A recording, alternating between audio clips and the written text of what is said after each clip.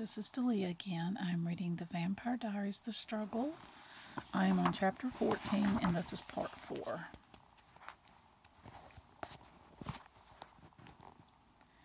Her astonishment didn't escape Mrs. Grimsey. That's Ridicule, the ancestor of our modern handbag, the older woman explained kindly. Ladies used to keep their gloves and fans in them.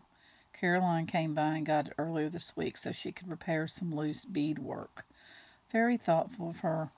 I'm sure it was, Elena managed in a strangled voice.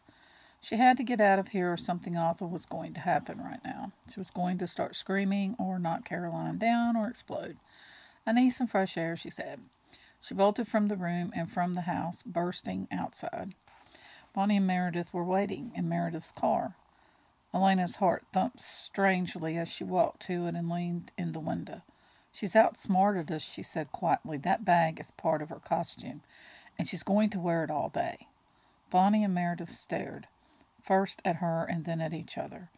But then, what are we going to do? Bonnie asked. I don't know. With sick dismay, this realization finally came home to Elena. I don't know.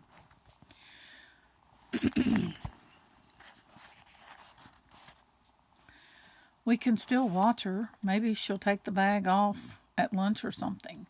But Meredith's voice rang hollow. They all knew the truth, Elena thought.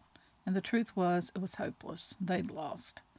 Bonnie glanced in the rearview mirror, then twisted in her seat. It's your ride.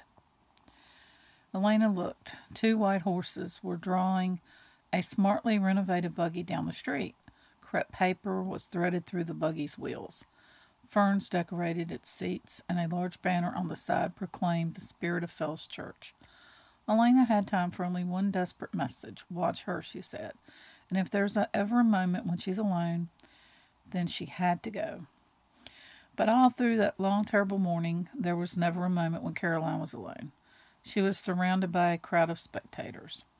For Elena, the parade was pure torture. She sat in the buggy beside the mayor and his wife, trying to smile, trying to look normal, but the sick dread was like a crushing weight on her chest. Somewhere in front of her, among the marching bands and drill teams and open convertibles, was Caroline. Elena had forgotten to find out which float she was on. The first schoolhouse float, perhaps. A lot of the younger children in costume would be on that. Didn't matter. Wherever Caroline was, she was full view of half the town. The luncheon that followed the parade was held in the high school cafeteria. Elena was trapped at a table with Mayor Dolly and his wife.